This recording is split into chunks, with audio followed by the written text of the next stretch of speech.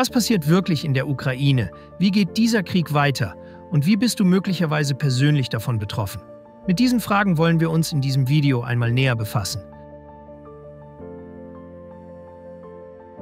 Auf unserem Kanal dreht sich alles um Auswandern, Plan B und den strategischen Aufbau eines sicheren Lebens außerhalb Deutschlands und Österreichs. In den letzten Jahren ist ein Thema dabei immer stärker in den Vordergrund gerückt: der Krieg in der Ukraine und seine weitreichenden Folgen für Deutschland, Österreich und Europa. Für viele Menschen ist er längst mehr als ein Konflikt in einem fernen Land. Er steht für die Rückkehr der Wehrpflicht, wachsende Steuerlast, geopolitische Unsicherheit, Eskalationsrisiken und eine mögliche Einbindung Deutschlands und Österreichs in einen größeren Krieg.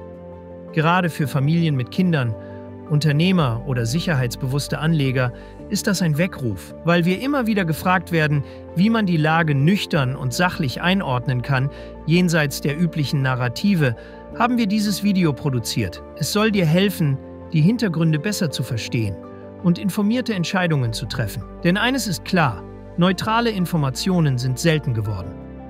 Umso wichtiger ist es, sich selbst ein klares Bild zu machen. Wir behandeln diese Themen auch regelmäßig in unseren Seminaren, in denen es um sichere Alternativen, strategische Auswanderung und rechtliche Gestaltungsmöglichkeiten geht. Da sich viele unserer Teilnehmer genau wegen der Ukraine-Krise mit einem Plan B beschäftigen, wollten wir dieses Video strukturiert aufbauen, anhand der 11 häufigsten Fragen, die uns zu diesem Thema immer wieder gestellt werden. Legen wir los! Frage 1. Warum hat Putin die Ukraine angegriffen? Für viele Russen war der Zerfall der Sowjetunion nicht bloß ein politisches Ereignis, sondern ein nationales Trauma, ein Amputationsschock, der das Selbstverständnis Russlands als Großmacht tief erschütterte. Die anschließende Westorientierung vieler ehemaliger Sowjetrepubliken wurde als strategische Niederlage und Demütigung empfunden, auch wenn sie aus westlicher Sicht keine feindlichen Absichten trug. Diese emotionale Verwundung erklärt die tief sitzende russische Angst, an den Rand gedrängt zu werden. Die NATO-Osterweiterung, so legal sie völkerrechtlich auch war, wurde in Moskau als existenzielle Bedrohung interpretiert. Dass diese Sorge nicht ganz unbegründet war, zeigt sich in der Kritik vieler westlicher Strategen, die das sture Festhalten an einer Erweiterung um jeden Preis inzwischen selbst als Fehler einstufen. Vor diesem Hintergrund begann 2014 die schleichende Eskalation. Mit der Annexion der Krim setzte Russland erstmals seit dem Zweiten Weltkrieg Grenzen in Europa gewaltsam neu. Der Großangriff 2022 folgte unter dem Deckmantel einer militärischen Spezialoperation mit dem Ziel eines raschen Regimewechsels in Kiew. Doch dieser Plan scheiterte am Widerstand der Ukrainer, an Zelenskys Standhaftigkeit und an der raschen Unterstützung des Westens. Anschließend begannen Friedensverhandlungen, etwa in Istanbul. Entwürfe für eine neutrale Ukraine lagen auf dem Tisch. Doch laut Vermittlern wie Israels Ex-Premier Bennett wurde Kiew, nicht zuletzt durch Boris Johnson, zur Ablehnung gedrängt. Ob dies eine verpasste Chance war, bleibt offen.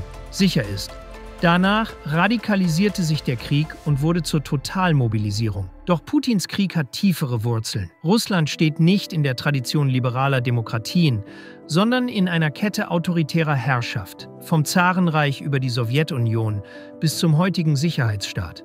Das Verhältnis zwischen Regierung und Volk war stets geprägt von Kontrolle, Misstrauen und Machtprojektion nach außen. Die Ukraine stellt für den Kreml keine normale Nachbarnation dar, sondern einen verirrten Bruderstaat, dessen erfolgreiche Westintegration das eigene System delegitimieren könnte. Eine demokratisch und wirtschaftlich erfolgreiche Ukraine wäre für viele Russen ein Gegenmodell und damit eine Gefahr. Hinzu kommt eine lange Tradition präventiver Gewalt.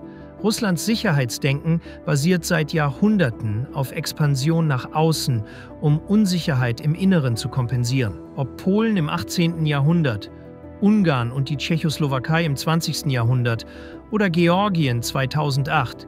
Immer wieder wurden Nachbarn überfallen, wenn man sich bedroht fühlte, sei es real oder eingebildet. Die offiziellen Kriegsgründe Moskaus, Schutz russischer Minderheiten, NATO-Bedrohung, Entnazifizierung, halten einer nüchternen Überprüfung nicht stand. Es gibt keine systematische Verfolgung von Russen in der Ukraine, keinen konkreten NATO-Beitritt und keine faschistische Regierung in Kiew. Diese Narrative dienen nicht der Wahrheit, sondern der Mobilisierung. Doch so absurd sie klingen mögen, sie spiegeln eine tief verwurzelte Gefühlslage. Der Kreml handelt nicht primär aus rationalen Überlegungen, sondern aus Angst vor Kontrollverlust, historischer Kränkung und dem Drang, wieder als Großmacht anerkannt zu werden. Wer den Krieg verstehen will, muss diese emotionale Logik begreifen. Sie rechtfertigt nichts, aber sie erklärt vieles. Die offiziellen Erzählungen sind nur Fassade. Dahinter steht ein explosives Gemisch aus Ressentiment, imperialer Nostalgie und autoritärer Selbstbehauptung. Frage 2. Stimmt es, dass der Westen Russland nach dem Zerfall der Sowjetunion verraten hat? Diese Behauptung wird von russischer Seite oft wiederholt, hält einer genaueren Betrachtung jedoch nicht stand. Nach dem Ende der Sowjetunion versuchte der Westen im Gegenteil, Russland in die internationale Gemeinschaft zu integrieren. Beispiele dafür sind die Aufnahme Russlands in den G8-Kreis führender Industrienationen, der Aufbau des NATO-Russland-Rats zur sicherheitspolitischen Zusammenarbeit, massive Wirtschaftshilfen durch IWF und Weltbank, Technologietransfer und westliche Investitionen im großen Stil, die Unterstützung Russlands beim WTO-Beitritt. Auch politisch gab es weitgehendes Entgegenkommen. Der Westen tolerierte die brutale Niederschlagung des Tschetschenienkriegs, akzeptierte Putins Machtkonsolidierung im Inneren und schloss enge Energiepartnerschaften. Niemand sprach von Regimewechsel oder einer aktiven Eindämmungspolitik. Trotz all dieser Versuche der Annäherung kühlte das Verhältnis zunehmend ab. Spätestens ab 2007, als Putin auf der Münchner Sicherheitskonferenz dem Westen offen feindliche Absichten unterstellte. Die Annexion der Krim 2014 markierte endgültig die Rückkehr Russlands zur imperialen Konfrontationspolitik. Doch anstatt die Schuld einseitig zuzuweisen, lohnt sich ein tieferer Blick. Der Westen und Russland folgen völlig unterschiedlichen politischen Logiken. Auf der einen Seite steht ein System, das auf Rechtsstaatlichkeit, Gewaltenteilung und offene Gesellschaften setzt. Auf der anderen Seite ein autoritärer Machtapparat, der auf Kontrolle, Souveränität und Einflusszonen basiert. Diese Systeme sind inkompatibel. Langfristig konnte das Verhältnis nie dauerhaft stabil bleiben. Russland fühlt sich daher betrogen, zumal zahlreiche ehemalige Ostblockstaaten und später auch ehemalige Sowjetrepubliken wie die baltischen Staaten der NATO beitraten. Diese Entwicklung hat das Misstrauen gegenüber dem Westen vertieft und trägt wesentlich zum aggressiven sicherheitspolitischen Kurs Russlands bei.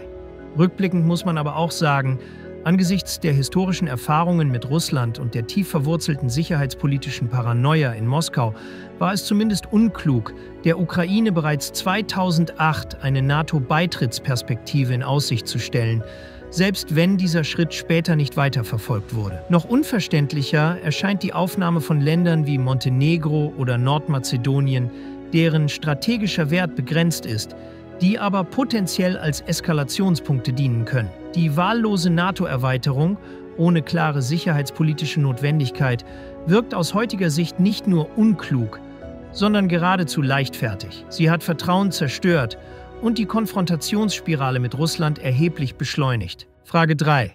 Ist die Ukraine wirklich ein eigenständiges Land? Diese Frage ist zentral, da Russland wiederholt behauptet, die Ukraine sei kein richtiger Staat, sondern ein künstliches Konstrukt. Diese Behauptung ist historisch falsch. Die Ukraine hat eine eigene Sprache, Kultur, Religionstradition und eine lange Geschichte politischer Eigenständigkeit, oft in Abgrenzung zu Russland. Die Ukraine folgt, anders als Russland, nicht einem autoritären asiatisch geprägten Staatsverständnis, sondern sieht sich als Teil der westlich-liberalen Wertegemeinschaft. Und das hat historische Ursachen. Der Westen der heutigen Ukraine stand jahrhundertelang unter polnischem, litauischem und später habsburgischem Einfluss. Städte wie Lemberg waren Teil der österreichisch-ungarischen Monarchie und kulturell eng mit Mitteleuropa verbunden. In der Westukraine sind westliche Verwaltungsstrukturen, Rechtsstaatlichkeit und Bildungswesen bereits seit dem 19. Jahrhundert präsent gewesen. Diese westlichen Ideen, Aufklärung, Rechtsstaat, individuelle Freiheit, haben dort Wurzeln geschlagen und sind über Generationen Teil des kulturellen Erbes geworden. Die ukrainische Sprache unterscheidet sich deutlich vom Russischen und entwickelte sich aus dem Altruthenischen mit starkem slawischen und westlichen Einfluss. Auch das Nationalbewusstsein ist historisch gewachsen.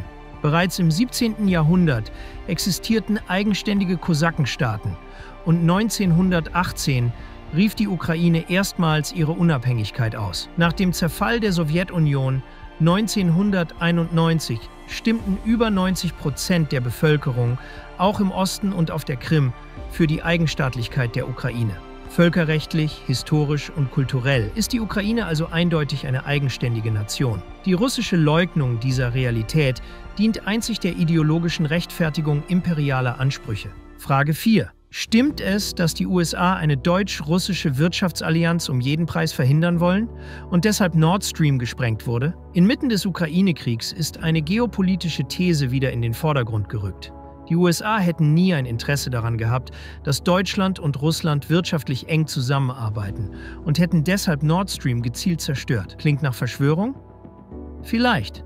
Aber schauen wir genauer hin. Bereits lange vor dem Ukraine-Krieg war Washington ein entschiedener Gegner von Nord Stream 2. Offiziell, weil man Europa vor Energieabhängigkeit von Russland schützen wollte. Doch geopolitisch ging es um weit mehr. Denn hinter der amerikanischen Kritik stand eine alte, strategische Überlegung. Eine enge Achse zwischen Deutschland als ökonomische Hightech-Macht und Russland als Rohstoffgigant könnte eine eurasische Gegenmacht bilden, die den Einfluss der USA in Europa massiv schwächen würde. Der US-Stratege George Friedman brachte es 2015 offen auf den Punkt. Das Hauptinteresse der USA ist es, ein Bündnis zwischen Russland und Deutschland zu verhindern. Auch Brzezinski warnte bereits 20 Jahre früher vor einer eurasischen Großmacht, die den amerikanischen Machtprojektionen im Weg stehen würde. Vor diesem Hintergrund war Nord Stream nicht nur eine Energiefrage, sondern ein geopolitischer Störfall aus Sicht Washingtons. Als Russland in die Ukraine einmarschierte, nutzte Washington die Gelegenheit. Nord Stream wurde endgültig politisch isoliert, gestoppt und kurze Zeit später gesprengt. Bis heute ist unklar, wer dahinter steckt. Der bekannte Enthüllungsjournalist Seymour Hersh behauptet, es sei eine CIA-Operation gewesen, mit Zustimmung von Präsident Biden. Die USA bestreiten das vehement. Doch die Frage bleibt, wer hatte das größte geopolitische Interesse an der Zerstörung dieser Energieverbindung? Die Antwort ist unbequem. Nicht Russland. Moskau hätte mit Gasexporten weiterhin Milliarden verdient. Nicht Deutschland. Berlin verlor mit Nord Stream seine wichtigste und günstigste Energiequelle. Doch die USA profitierten doppelt. Europa wurde auf Jahre hinaus vom russischen Gas getrennt und gleichzeitig vom teureren amerikanischen LNG abhängig gemacht. Im Kontext des Ukraine-Kriegs wirkt die Pipeline-Sabotage wie ein strategischer Doppelschlag. Russland wird wirtschaftlich weiter isoliert. Deutschland wird energiepolitisch an die USA gebunden. Die jahrzehntelange Vision eines geopolitischen Ausgleichs zwischen Ost und West, zwischen Berlin und Moskau, ist mit einem Schlag Vergangenheit. Fazit: Der Krieg in der Ukraine ist nicht nur ein regionaler Konflikt. Er ist auch ein Stellvertreterkrieg um Europas Zukunft. Soll Europa sich nach Westen orientieren oder als Brücke zwischen Ost und West bestehen? Die Sprengung von Nord Stream war dabei nicht nur ein Akt der Sabotage, sondern ein Symbol. Ein Symbol dafür, dass ein selbstbestimmtes Europa zwischen Russland und den USA offenbar nicht vorgesehen ist. Frage 5. Was geschah wirklich beim Maidan-Umsturz 2014?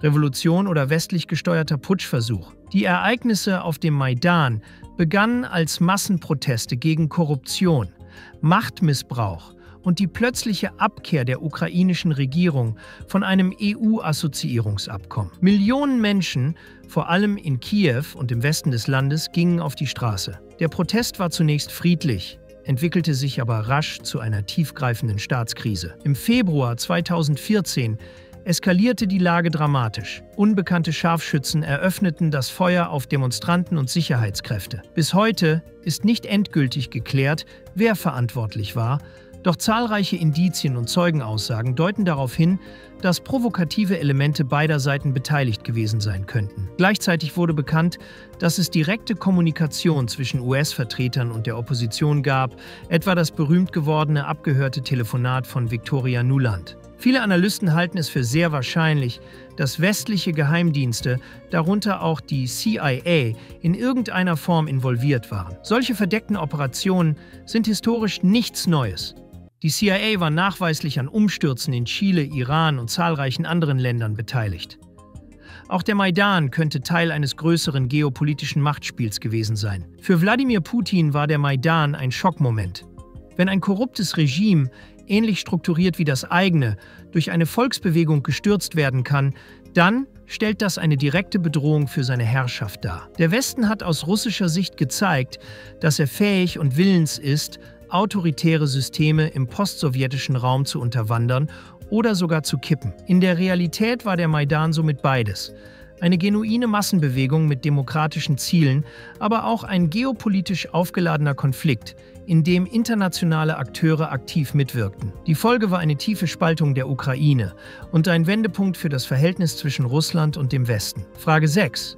Nahm der Westen die Minsker Abkommen ernst oder waren sie nur ein Zeitgewinn für die Aufrüstung? Die Minsker Abkommen von 2014 und 2015 sollten den Konflikt in der Ostukraine befrieden. Doch ihre Umsetzung war von Anfang an schwierig. Kiew zögerte bei der zugesagten Autonomie für die Separatistengebiete. Moskau wiederum zog seine Truppen und Waffen nie wirklich zurück. Für große Irritation sorgten spätere Aussagen westlicher Spitzenpolitiker wie Angela Merkel und François Hollande, wonach Minsk vor allem dazu diente, der Ukraine Zeit zur militärischen Stärkung zu verschaffen. Für Moskau war das die Bestätigung einer alten Annahme, dass Verhandlungen nur ein taktisches Mittel des Westens seien, um Zeit zu gewinnen, nicht aber Ausdruck eines echten Friedenswillens. Gleichzeitig sahen viele im Westen Minsk als einzigen realistischen diplomatischen Rahmen, den Krieg einzudämmen. Die Wahrheit liegt wohl dazwischen. Einige handelten in gutem Glauben, andere strategisch. Doch fest steht, Minsk war von Beginn an instabil und spätestens mit dem Einmarsch 2022 endgültig gescheitert. Frage 7. Viele sagen, wir müssen der Ukraine nur mehr Waffen liefern, dann gewinnt sie. Warum ist dieses Narrativ falsch? Dieses Narrativ blendet die Realität an der Front völlig aus. Russland rückt seit Jahren langsam, aber stetig vor. Und das mit einer Brutalität, die den Westen fassungslos macht. Einer der Gründe: Russland hat bessere Nachschublinien. Vor allem aber geht Moskau skrupellos mit dem Leben der eigenen Soldaten um. Alte, kranke, psychisch instabile. Sie werden nach kurzer Ausbildung als Kanonenfutter in den Abnutzungskrieg geschickt. Putin vermeidet eine neue Mobilmachung, um innenpolitische Unruhe zu verhindern, und setzt stattdessen auf bezahlte Freiwillige. Das Ergebnis: kontinuierliche Geländegewinne, so gering sie auch erscheinen mögen. Wer nüchtern hinsieht, erkennt, die Ukraine verliert diesen Krieg. Früher oder später. Auch spektakuläre Operationen wie Spiderweb ändern daran nichts. Die Hoffnung, dass mehr Waffen das Blatt wenden könnten, ist eine Illusion. Militärische Schätzungen sprechen von über 500 Milliarden $, die nötig wären, um der Ukraine überhaupt eine realistische Chance zu geben.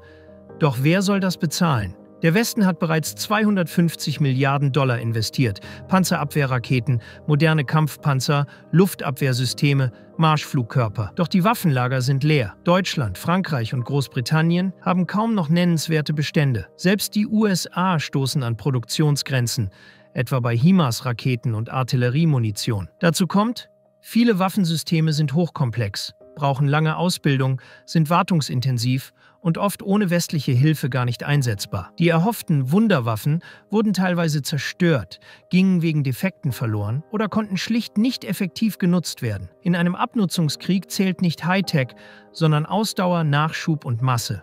Und genau darin ist Russland derzeit überlegen. Währenddessen wird die Ukraine Monat für Monat abhängiger. Finanziell, militärisch, infrastrukturell. Immer mehr Politiker sprechen offen über Steuererhöhungen, um diese Dauerhilfe zu finanzieren.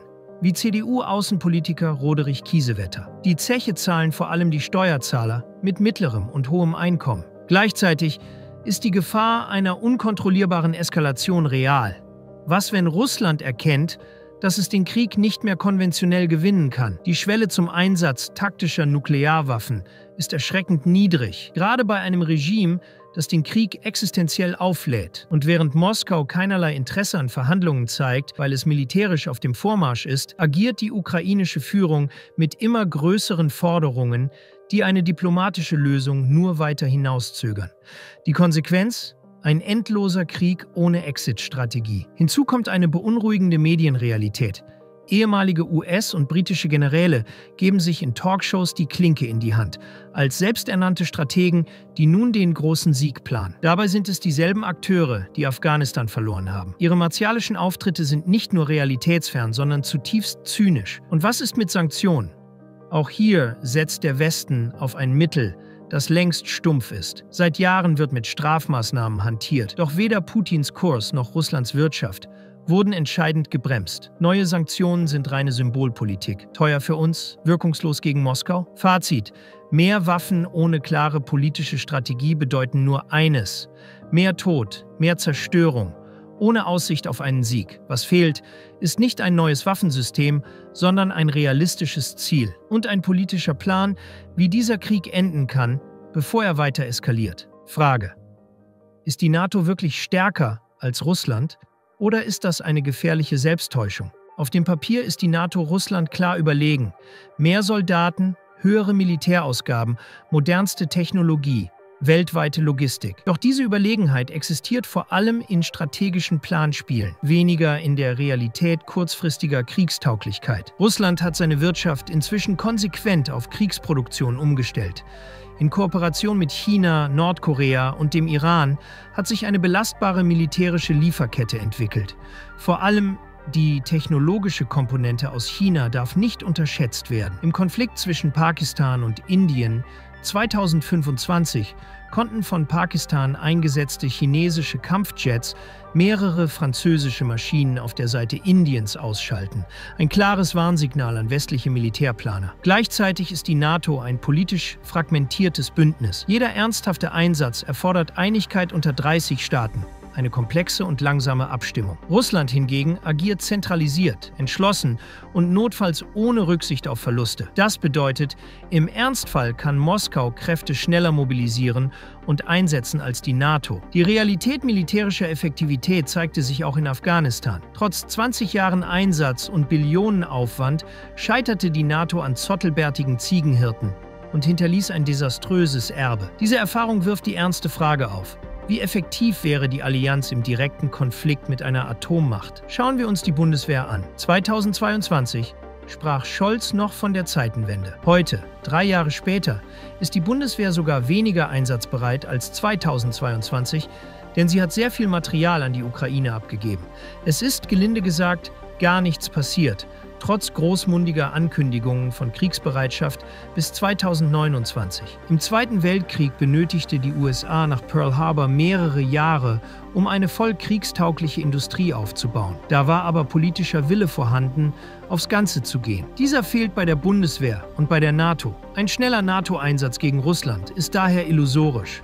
Und auch die militärische Reputation einiger NATO-Staaten erscheint fraglich. Frankreich beispielsweise hat seit Napoleon keine größeren militärischen Siege errungen und selbst er scheiterte letztlich an Russland. Deutschland war im Ersten Weltkrieg das einzige Land, das Russland militärisch besiegte. Doch all das führt zurück zu einem ernüchternden Punkt. Ein solcher Sieg war nur durch totale Kriegsführung möglich, mit Millionen Toten und flächendeckender Mobilisierung.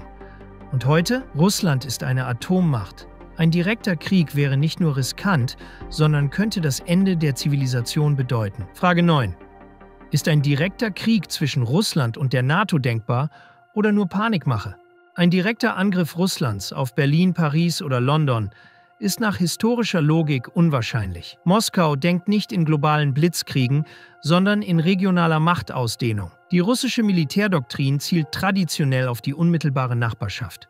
Polen, das Baltikum, Georgien, Moldau. Das wahre Risiko liegt daher in einem begrenzten, aber gezielten Angriff auf ein osteuropäisches NATO-Mitglied mit vielleicht 500 Mann. Es geht dabei nicht um militärischen Sieg, sondern um einen politischen Test. Wie glaubwürdig ist der Westen wirklich? Sowohl die NATO mit Artikel 5 als auch die EU mit Artikel 42 sehen kollektive Verteidigungsmaßnahmen vor. Doch was passiert, wenn der Angriff klein genug ist, um Uneinigkeit zu stiften?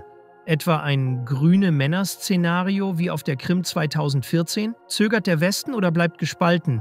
Wäre das ein Desaster für seine Abschreckungskraft? Der Kreml könnte daraus schließen: Die Allianz ist schwach, sie schreckt nur verbal ab. Damit steht die NATO vor einem fundamentalen Dilemma. Wenn nicht alle Mitglieder bereit sind, bei einem Angriff auf Litauen oder Rumänien mit voller Konsequenz zu reagieren, ist das Bündnis de facto tot. Die entscheidende Frage lautet daher: Ist es realistisch, dass westliche Demokratien bereit sind, ihre Söhne für die Verteidigung kleiner, strategisch weniger bedeutender Länder in den Krieg zu schicken. Gerade weil manche dieser Staaten nur aus politischen Gründen beigetreten sind, droht hier ein gefährlicher Bruch zwischen Anspruch und Realität. Fazit: Die Gefahr liegt nicht in einem großflächigen Überfall, sondern in der Salamitaktik. Russland könnte immer wieder an den Rändern testen, wie belastbar das westliche Sicherheitsversprechen ist. Und je unsicherer die Antwort ausfällt, desto größer wird die Wahrscheinlichkeit eines echten Zusammenbruchs der europäischen Sicherheitsordnung. Frage 10. Wird es in Deutschland eine Wehrpflicht oder sogar einen Kriegseinsatz geben? Die Wahrscheinlichkeit einer Rückkehr zur Wehrpflicht in Deutschland steigt deutlich. Bereits jetzt ist klar, Waffen allein gewinnen keinen Krieg. Es braucht Personal. Angesichts leerer Rekrutierungsbüros, sinkender Bewerberzahlen und steigender sicherheitspolitischer Spannungen wird in Berlin wieder offen über eine allgemeine Dienstpflicht diskutiert. Selbst die AfD fordert inzwischen eine 2-jährige Wehrpflicht mit möglicher Einbeziehung von Frauen. Gleichzeitig ist auch die rechtliche Lage eindeutig. Der Bundesgerichtshof hat 2025 bestätigt, dass im Verteidigungsfall das Recht auf Kriegsdienstverweigerung eingeschränkt oder sogar ausgesetzt werden kann. Das bedeutet, sollte Deutschland im Rahmen eines Bündnisfalls militärisch aktiv werden, könnten junge Männer und möglicherweise Frauen zum Dienst verpflichtet werden. Hinzu kommt, die immensen Rüstungsausgaben, viele 100 Milliarden Euro, wirken wie ein Konjunkturprogramm für die kriselnde deutsche Industrie. Schon in den USA des Zweiten Weltkriegs brachte die Kriegswirtschaft Vollbeschäftigung und wirtschaftliche Dynamik. Auch in Deutschland wird der Aufbau einer Wehr- und Rüstungswirtschaft von Teilen der Politik und Wirtschaft als Chance begriffen. Doch wozu all diese Aufrüstung, wenn das Gerät nie eingesetzt wird? Historisch betrachtet neigen Staaten dazu, ihre Streitkräfte früher oder später auch aktiv einzusetzen, sei es zur Abschreckung, zur Begrenzung eines Konflikts oder zur politischen Machtdemonstration. Die Möglichkeit eines militärischen Einsatzes deutscher Truppen, etwa in Osteuropa, ist daher keineswegs hypothetisch. In einem eskalierenden Szenario könnte es genau dazu kommen. Frage 11. Was bedeutet dieser Krieg langfristig für Steuern und Sozialabgaben in Deutschland? Sowohl die EU als auch Deutschland investieren inzwischen Billionenbeträge in Rüstung und Verteidigung. Diese Ausgaben werden weitgehend über Schulden finanziert, möglich gemacht durch die bislang hervorragende Kreditwürdigkeit Deutschlands. Doch schon jetzt wird der Ruf nach höheren Steuern laut, um die Kriegsanstrengungen langfristig zu finanzieren. CDU-Außenpolitiker wie Roderich Kiesewetter fordern offen neue Einnahmenquellen. Im Mai 2025 wurde zudem bekannt, dass EU-Kommissionspräsidentin Ursula von der Leyen die Einführung einer europaweiten Vermögensabgabe prüfen lässt. Eine Maßnahme, die für erhebliches Aufsehen sorgte. Unabhängig davon wurden in Brüssel und Berlin mehrfach Aussagen laut wie: Die Bürger der EU verfügen über mehr als 10 Billionen Euro an privatem Sparguthaben. Das muss mobilisiert werden. Diese Aussage wird von Kritikern als Vorbote von möglichen Zwangsanleihen interpretiert. Natürlich ist von Enteignung direkt keine Rede. Aber die Botschaft ist klar: Sparer und wohlhabende Bürger sollen in Zukunft stärker zur Kasse gebeten werden. Die politische Rhetorik erinnert manche Beobachter bereits an die stille Kriegsfinanzierung in Deutschland während des Zweiten Weltkriegs. Historisch betrachtet sind Steuererhöhungen in Kriegszeiten keineswegs ungewöhnlich. In den USA wurden während des Zweiten Weltkriegs erstmals breite Bevölkerungsschichten einkommenssteuerpflichtig. In Großbritannien wurden in den 1940ern Spitzensteuersätze von über 90% eingeführt. Auch heute dürften sich Regierungen schwer tun, ihre Aufrüstung rein über Anleihen zu finanzieren, insbesondere bei zunehmender Nervosität an den Anleihemärkten. In den letzten Monaten gab es bereits erste Anzeichen für Spannungen im US-Bondmarkt. Steigende Zinsen, schwindendes Vertrauen, wachsendes Refinanzierungsrisiko. Sollte sich die Verschuldungskrise zuspitzen, wird der Zugriff auf Privatvermögen, etwa über einmalige Abgaben oder neue Vermögensteuern, zur realen Option. Fazit: Wer in Deutschland oder der EU lebt, sollte sich darauf einstellen, dass der Krieg, auch ohne direkten Militäreinsatz, erhebliche finanzielle Konsequenzen hat. Die Belastung durch höhere Steuern, neue Abgaben oder indirekte Inflation könnte in den nächsten Jahren massiv steigen, besonders für Sparer, Investoren und Unternehmer. Damit sind wir am Ende unseres kleinen Ukraine-Exkurses angelangt. Zum Schluss bleibt uns noch eines zu sagen: Es ist tragisch, dass Europa nach Jahrzehnten des Friedens, Wohlstands und der Annäherung erneut in den Schatten des Krieges gerät. Was nach 1945 unvorstellbar schien, ist heute wieder Teil unserer politischen Realität. Das darf uns nicht kalt lassen, nicht aus Angst, sondern aus Verantwortung. Denn Geschichte wiederholt sich nicht, aber sie reimt sich. Und wer vorbereitet ist, hat die besseren Karten. Vielleicht ist genau jetzt der Moment, in dem wir uns ehrlich fragen sollten, wollen wir unsere Familien weiterhin einem System aussetzen, das zunehmend instabil wirkt, politisch, wirtschaftlich und sicherheitstechnisch? Oder ist es nicht klüger, rechtzeitig für Alternativen zu sorgen? Nicht jeder muss morgen auswandern, aber ein sicherer Rückzugsort, ein rechtlich sauber aufgebautes Zweitdomizil oder ein belastbares internationales Netzwerk können im Ernstfall den entscheidenden Unterschied machen. Ein Plan B bedeutet nicht Resignation, sondern Verantwortung. Für dich, für deine Kinder, für das, was du aufgebaut hast. Wir können dir nur empfehlen, nutze die Zeit jetzt, um darüber nachzudenken, wie du dein Vermögen schützen kannst. Durch internationale Konten, breit gestreute Investments außerhalb Europas, Gold, Sachwerte und rechtlich saubere Strukturen. Wer jetzt handelt, hat später Handlungsspielraum. Wer wartet, könnte überrascht werden. Und vielleicht denkst du sogar noch einen Schritt weiter. Ein zweiter Pass, legal erworben über Investitionen, Vorfahren oder Wohnsitzprogramme, kann in unruhigen Zeiten zu einem unbezahlbaren Sicherheitspolster werden. Nicht als Flucht, sondern als strategische Option. Denn in einer Welt, in der sich politische Gewissheiten auflösen, bedeutet Flexibilität vor allem eines: Freiheit. Wenn dich diese Themen bewegen, du eine Auswanderung planst, dich im Ausland steuerlich optimal aufstellen möchtest oder einfach einen soliden Plan B suchst, dann buche jetzt eine persönliche Beratung mit Sebastian oder Daniel. Den Link findest du in der Videobeschreibung. Seit fast 20 Jahren unterstützen wir Mandanten genau bei solchen Vorhaben. Praxisnah, individuell und mit internationaler Erfahrung. Wir freuen uns, auch dich schon bald zu unserer Mandantschaft zählen zu dürfen. Bist du Unternehmer, Freiberufler oder Investor? Zieht es dich schon lange ins Ausland? Mach heute den ersten konkreten Schritt in eine Zukunft mit mehr Geld und mehr Freiheit. Buche ein Beratungsgespräch mit Sebastian und seinen Kollegen. Unsere Kanzlei unterstützt Mandanten wie dich dabei, deine Steuerlast legal zu reduzieren, Vermögen aufzubauen und zu schützen und deine persönliche Freiheit zu maximieren. Profitiere jetzt von unserem Fachwissen und unserem Netzwerk. Gehe zu mandatierung.com und werde Mandant unserer Kanzlei.